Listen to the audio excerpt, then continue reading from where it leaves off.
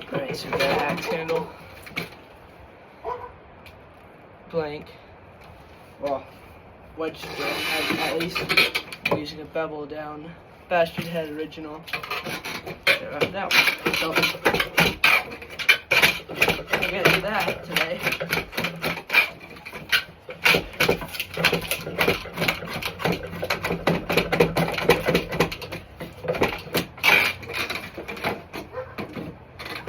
Bevel down if you're doing this type of work, and I'll get a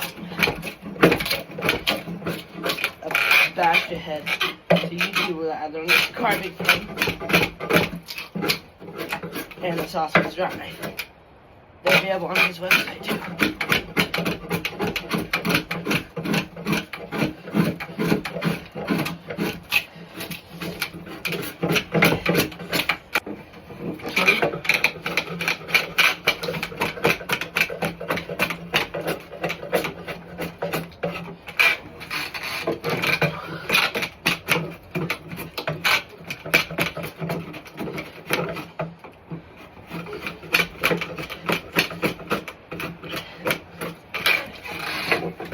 So we have that back side done, just with the draw knife. Not done forever, but now we're gonna walk to the front.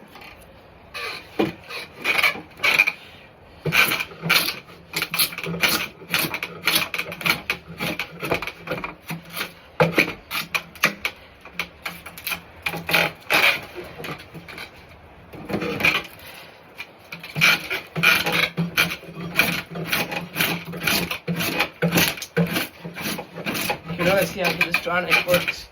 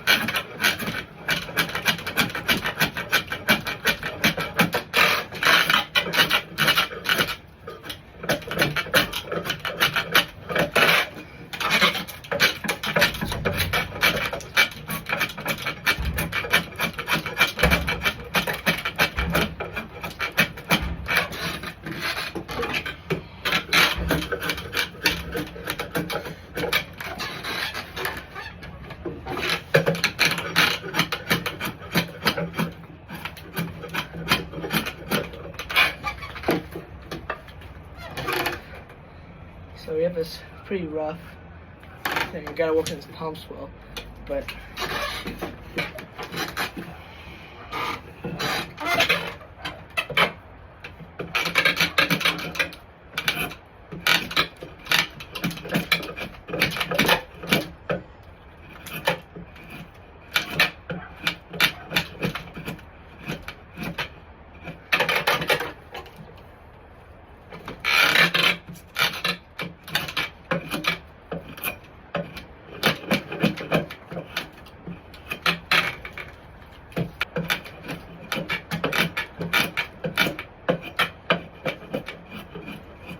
now getting to a closer dimension.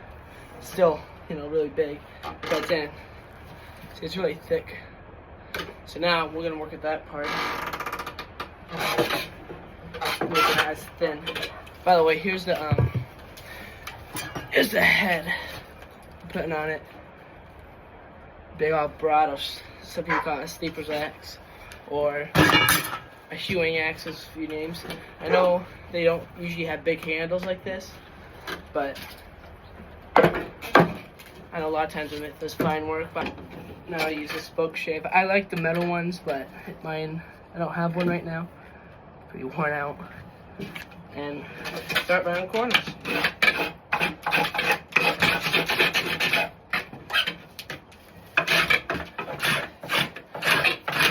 I know a lot of people use spoke shaves for fine work, but I take a pretty deep shave in and kind of use it as like a shaping tool instead of refining, even though I am.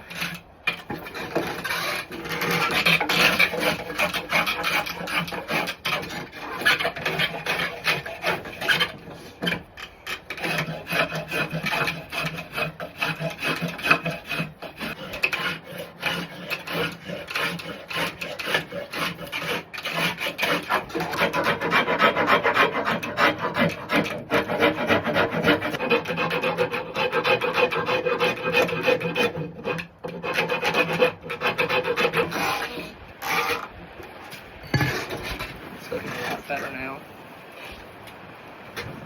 Still pretty blocky. And my favorite rasp for, here's it without the rasp. It's kind of chunky, and this is with the rasp. But I can't tell the difference too much.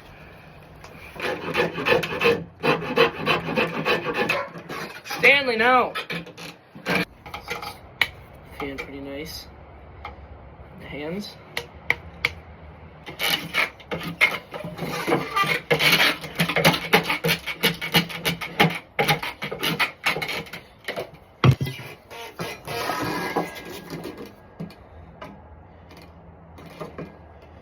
So I'm not fitting yet.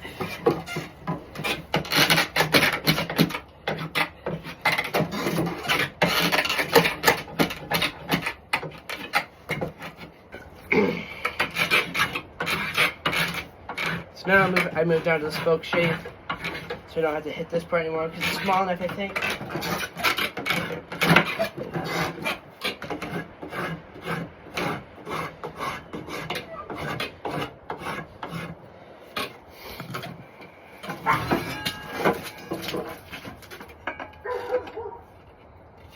So now I'm gonna use a ball peen hammer to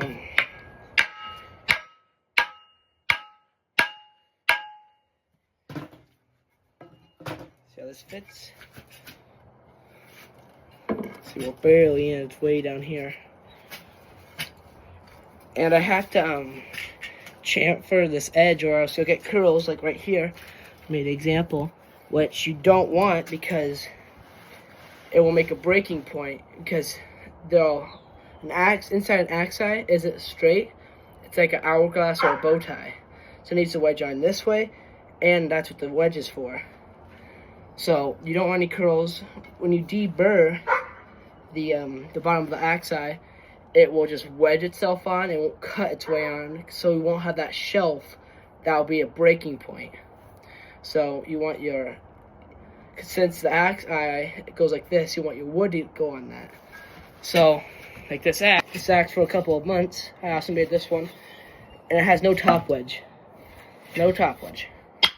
So I bust it off, and it's because I chamfered it. So see how it's thin up here, then it wedges on, is to cut its way on. Because even if your fingers can fit in here, you can feel that it's a bow tie. So then, see how it's stopping there? You just gotta grab this, give it a whack. Now that's wedged on. You cannot get that off. Like,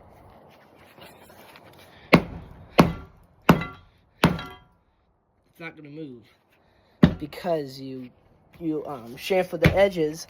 All that little step can do that, and here's how we do that. I without the handle.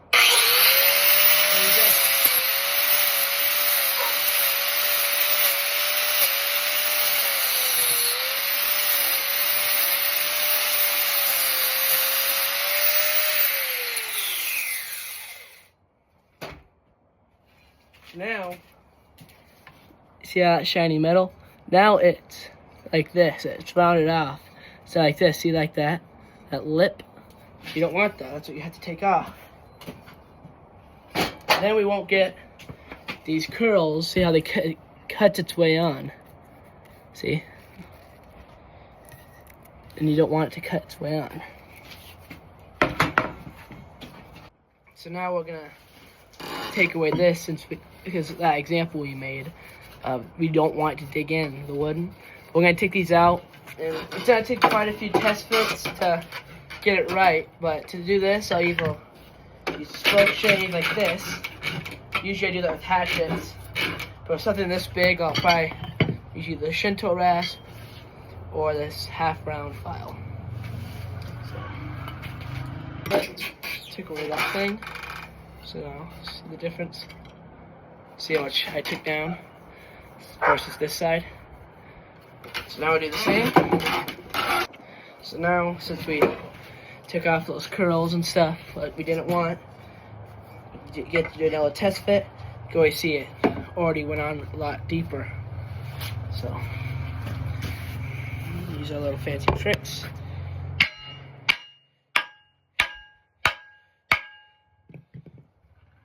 So now, see all those heavy blows, it's stuck on there. But look, since we deburred that edge, we have no curls.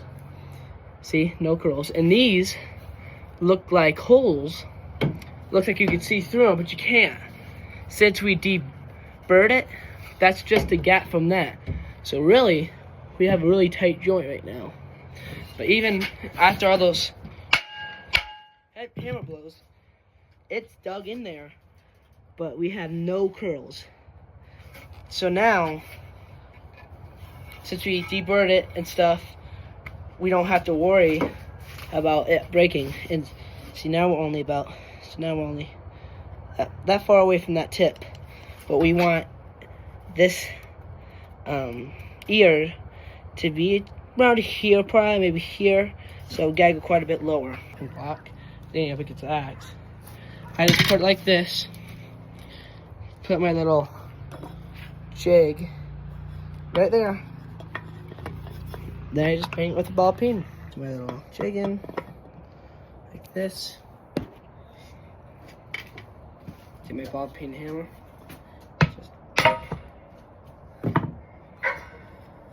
Just like that.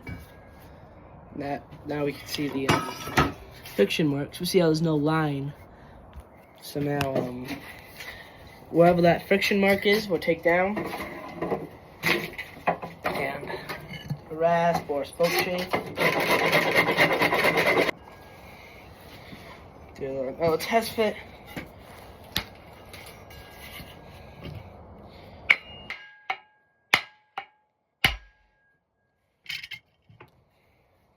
Still no curls. Now we're peeking through quite a bit, which is nice. So I might not put it down to the shoulder, I might leave it a little higher. This part, well, maybe. Pretty straight. Like that. It's up. So we're gonna put a wedge in now. I don't put any glue on my wedges because if, say, the edge chips or I need to take the head off, all I have to do is drill a few holes and then I can get the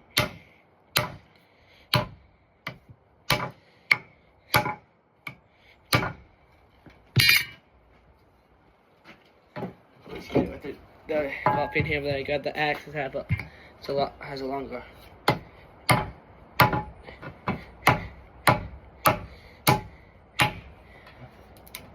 Now that doesn't matter because I'm cutting it anyway.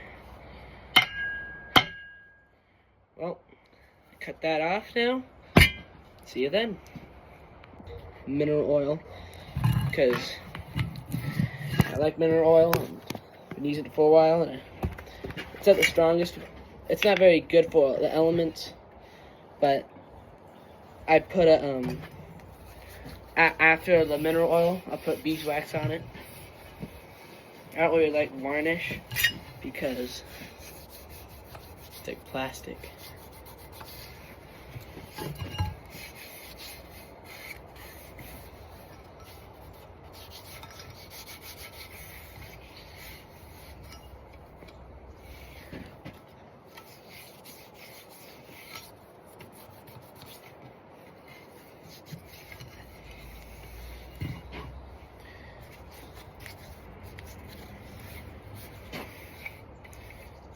And also mineral oil will prevent rust, I've learned, in steel. It's not too long though. Just keep it, but if you left it out, it wouldn't. Looking pretty nice looking, huh? This oat really popped.